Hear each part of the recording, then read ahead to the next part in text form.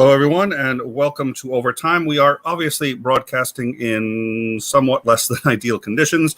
I'm going to assume that I'm not muted, which would be a first, and we're going to go on as best we can, but we appreciate your patience.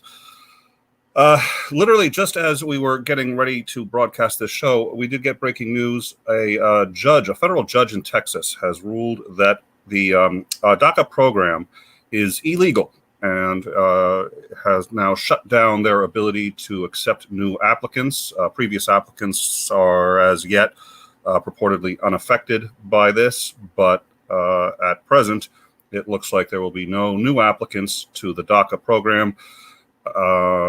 Let's see here, several hundred thousands of people who have the current DACA permits. The permits are in fact still valid, so we'll see where that goes. Meanwhile, in an effort to block legislation which they believe would dramatically reduce voting rights in Texas, a number of Democratic Texas state senators, have fled the state. By being out of state, there is an insufficient number of senators left in the legislature to actually hold quorum, meaning that they cannot vote on any new legislation. The legislature has issued arrest warrants for these Democratic senators who have fled the state, and so long as they stay out of the state, they cannot be arrested, since these arrest warrants do not have jurisdiction outside of Texas. There are reports of the remaining Democrats that did not flee and have been negotiating and talking back and forth between those that have left and those that have stayed. There are reports that the ones that have stayed have actually been locked in their offices, needing permission to use the bathroom, permission to eat, and are not being permitted to leave. They need, as I understand it, I think at this point only one remaining senator. There is one senator who looks like will be coming back to the state for a fundraiser held largely by mostly Republican donors. If he enters the state, there is a very good likelihood that he will be arrested and dragged back, at which point they will have quorum and be able to vote. That is the best of my understanding. At any rate, they have admitted they don't have an end plan and or an end game for this. They can stop the voting, at least for now. There is insufficient members for quorum, but they can't change the fact that this is the next thing to be voted on, and they will lose the vote. They've said that their only hope at this point is to get the federal government involved, to get the Congress of the United States involved, and get them to try to pass some form of sweeping Bill of Rights, I suppose, or legislation that protects the rights of all voters, including of Texans, that would override this one. Likelihood of that in any reasonable time soon is reasonably small. However, the U.S. Congress is in fact getting involved now in the contested Arizona election. Now, as you know, a group nobody has ever heard of and that has no experience whatsoever in this kind of thing, Cyber Ninjas, has been doing an audit of the Maricopa County ballots in Arizona. This has been highly contested, and the company appears to have significant ties to Republicans who are interested in seeing this come out a certain way. At any rate, Congress has now gotten involved and has sent a letter to Cyber Ninjas, which reads in part as follows. We are writing to request information about Cyber Ninjas' participation in an, quote, audit of nearly 2.1 million ballots cast in Maricopa County, Arizona in the 2020 election. We are concerned about your company's role in this highly unusual effort, given Cyber Ninjas' apparent lack of experience in conducting election-related audits. Reports that the company engaged in sloppy and insecure audit practices and that compromised the integrity of the ballots and voting equipment, and that they were questioned by the U.S. Department of Justice, and evidence that you and other individuals funding the audit have sought to advance the, quote, big lie, close quote, of debunked voter fraud allegations in the November 2020 presidential election. Meanwhile, in an explosive report, The Guardian is reporting that internal documents from what appears to be a secret meeting held by Vladimir Putin to discuss the U.S. election and Donald Trump occurred on January 22nd, 2016. In this meeting, all of the members of Russia's Security Council, top representatives of each of their three intelligence agencies, and Putin himself discussed the United States election and what to do to turn the election in their favor. They decided that Donald Trump was the best possible candidate from a Russian perspective.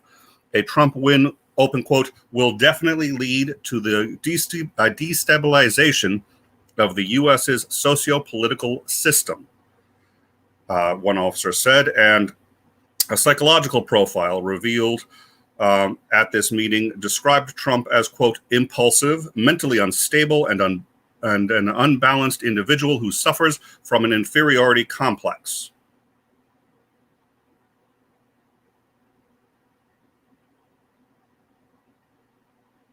Good job. Yeah, it took a psychologist to figure that one out. Thanks for telling us. And that he would be easy to manipulate and subvert. They also said that they already had, in fact, compromising information on him from a previous visit to Russia. And Vladimir Putin personally authorized an attempt to put the, quote, mentally unstable, close quote, Donald Trump into the White House of the United States, hoping that his instability would undermine Western interests and power across the globe. He signed that order obtained by The Guardian and instructed his top three spy agencies, the FAB, GRU, and EVE, I think it is, the heads of which were all at that meeting, to do everything within their power to interfere with the U.S. election and to ensure Trump's victory. The Kremlin denies the existence of these documents. However, multiple independent experts have validated their authenticity, and multiple Western intelligence agencies have had these documents now for months. Weeks after the order was given, the GRU hacked the DNC's email servers and released thousands of Hillary Clinton's emails, doing catastrophic damage to her campaign. Meanwhile, the independent podcast Midas Touch has suggested that the unidentified co-conspirator number one in the indictment against the Donald Trump organization is none other than Jeff McConney, the number two man in the organization and the first beneath Weisselberg himself. If this is true, which it appears now that a number of other journalists appear to confirm. If this is true, it would indicate that he has already taken a plea for immunity, since he was in fact not indicted with the Trump organization or Weisselberg himself. This would appear to give significant leverage against Weisselberg.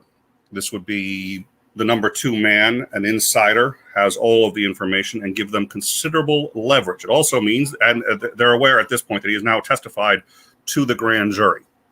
It suggests that the prosecutors had, even before going to the grand jury, nearly unfettered access to the entirety of the Trump organization before even actually bringing the charges. This strongly suggests that they will have significant resources to try to leverage Weisselberg into a plea deal such that they can go after Trump himself. This is, at this point, the expectation of such a deal. Meanwhile, there's been historic flooding in Belgium and Germany, where 2 months worth of rain have fallen in a 24-hour period, practically wiping entire towns off the map. Over 120 are confirmed dead, and over 1,300 people are unaccounted for. German Chancellor Merkel has said that this only underscores that Germany must improve its timeline and enhance its timeline for reaching carbon neutrality as rapidly as possible. Meanwhile, Utah has charged a 19-year-old woman with a hate crime. She is being charged for taking a pro-police poster which read, "Back the Blue," and stomping on it, quote, while smirking in an intimidating manner in front of a sheriff's deputy.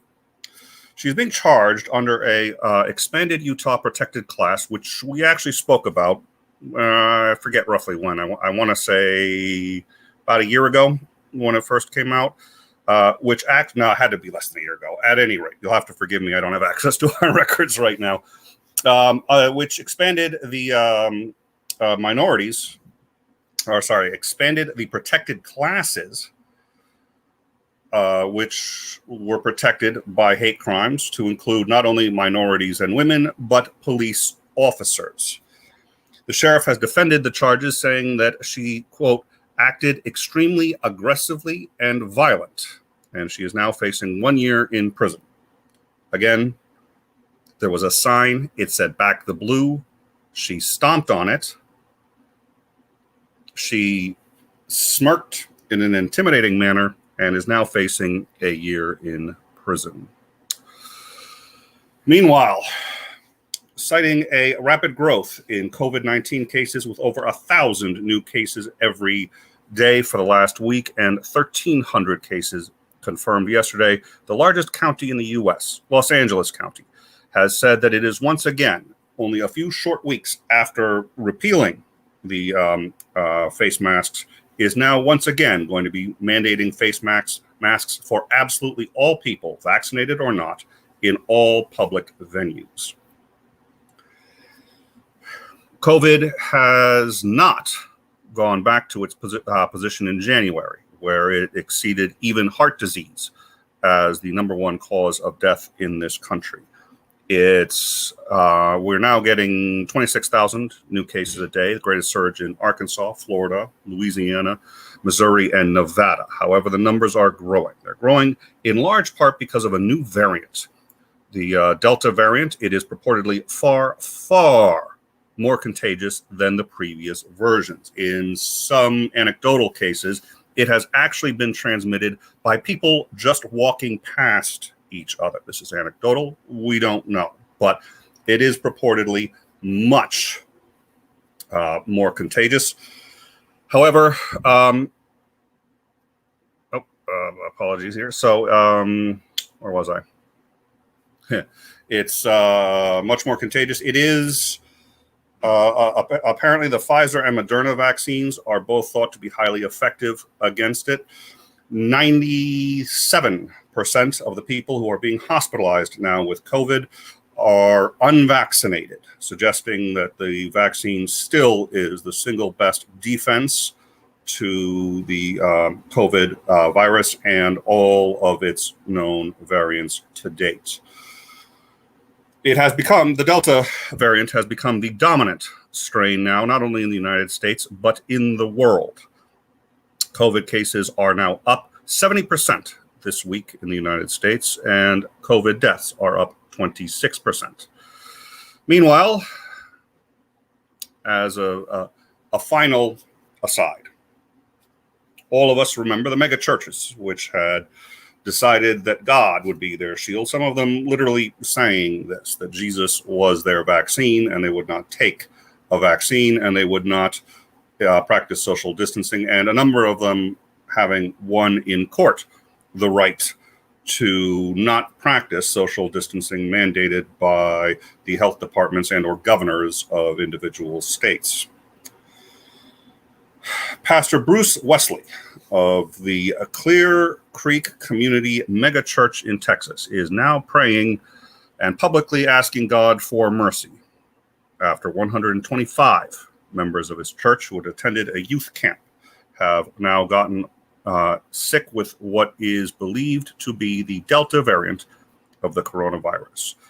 There were 450 middle and high school age kids at this youth camp, and so far at least 125 are believed to be sick with COVID. This after the camp, I think the camp was last week. I want to say that. I don't have that here, so I apologize.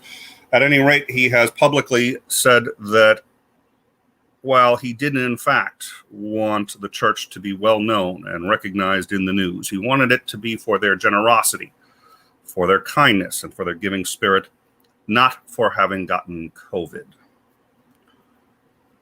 I will confess to being mildly unsympathetic. I don't know this church well, and I don't know if this is one of the mega churches that in fact opposed the restrictions. But I will say if they had 450 kids unprotected at a youth camp, it suggests to me that they have not been as sympathetic to the position of scientists saying that Jesus is not necessarily the best vaccine and perhaps they should wear masks. Nonetheless, that is this week in the news. And again, I thank you for understanding that obviously I'm not broadcasting with the full studio and all of our resources available. I would like to thank everyone on the Discord who's been doing a spectacular job of keeping the news flowing, especially when I have been very much largely out of the circuit, and so trying to keep up as best I can. What I'm going to do is I'm going to quickly check the comments and just see if there's anything that needs to. So yeah, the coronavirus is coming back in full swing, and if I recall, the Lambda variant, which I know very little about, but is considered at this point, is possibly more dangerous than the other variants and has a higher mortality rate. But it's all preliminary. What we are pretty sure of at this point is that Delta is far more contagious, which is why it's spreading so rapidly. There's no evidence that I've seen that it's more lethal, but you would still see more deaths because it spreads. Now, this is, according to the GDC, creating a new divide of the haves and have-nots, but instead of it being financial, it's the people who have taken the vaccine versus those who have not. Getting the vaccine now to I listed, I think, 5 states in which the coronavirus is surging again. It's interesting to note that in all of those 5 states, they are also the same top 5 states that are now requesting and taking the greatest number of vaccines. It seems that knowing people who have gotten the coronavirus and or people in your vicinity who are sick with it seems to be a decent motivator in getting people to be more interested in getting the vaccine. So at present, there is a correlation. Well, as states are seeing an increase in the virus, they're also seeing an increase in vaccination efforts. So let me weed out the right-wing extremism. That's a good question. What was the other sort of negative? I mean, my concern is that the United States tried an interesting policy, which is, I was going to say uniquely American, but most other countries have done similar things. Yeah, in the U.S., the idea is, because no one side holds complete power, each side has to compromise. And we've done a lot of compromising when it comes to COVID. We have recently focused on a very strong vaccine regimen, which presumably, as I understand it, Trump helped get the infrastructure for. I think I saw that somewhere. So yeah, more Russian propaganda, I'm sure. Nonetheless, we did, at least when Biden got into office, do that. But as what seems to be a compromise in order to really push that forward, we also opened too early and too aggressively and allowed people to walk around and not maintain social distancing. And the problem with that is the variants. The problem is that this thing is going to change faster than we can keep up with it and change faster than herd immunity can keep up with it. So instead of taking very serious measures very early on, which would have been painful to the economy, painful to all of us socially, but had a real shot at working, we have taken somewhat less painful measures that we're going to have to keep taking again and again and again. And now that this is out of control, and if we lock down now, or if a new variant comes out, it's going to come out sort of everywhere simultaneously. It's not entirely accurate. It's closer to accurate because this Delta, by the time we catch it in the U.S., COVID is so ubiquitous already. We can't track it as it goes from city to city to city. When COVID first hit, we could tell almost person to person what city it was in and where it was headed. We can't do that now. COVID is in absolutely every state. So its spread is going to be far faster. So we've lost any advantage we had. We minimized. We reduced the damage to our economy, but the long-term damage is probably going to be far greater. At any rate, let's see, where was I? My concern is that the right is going to spin this as, see, the vaccines don't work.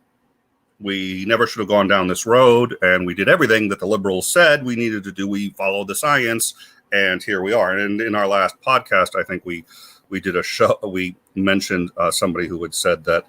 I'm sorry, I've completely forgotten it. But there was somebody who would.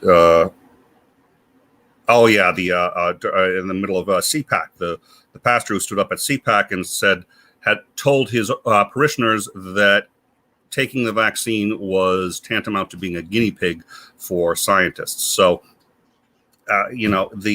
it's still in the air that this was a very bad idea, and clearly this did not have the promised success.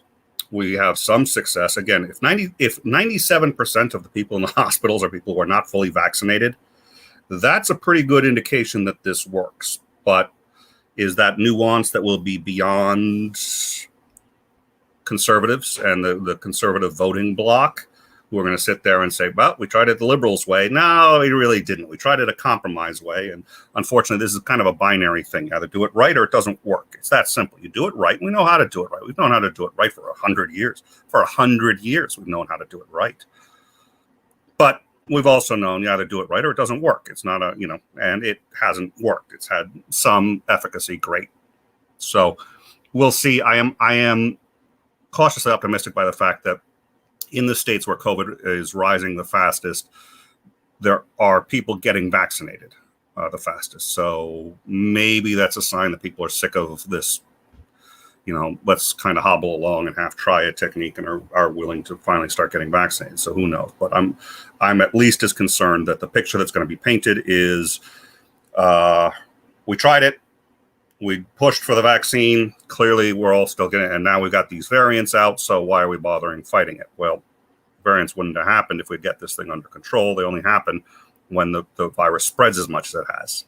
That was the whole point of trying to vaccinate early and trying to stop the spread, was stopping these changes. That's how evolution works. The more this virus grows in the wild, in the native, the more you're going to see mutations. The more you can stop it, easier it is to ensure that doesn't happen. So we failed on that front. At any rate, I think Titan's right. The earlier draconian measures would have been orders of magnitude less painful. I think it would have been less damage to the economy, and fewer people would have died overall. So, like most things, half measures are only making things worse. So let me just double check, and I'm going to quickly go through and see if Solipsist Tech Knights at 8. Yeah.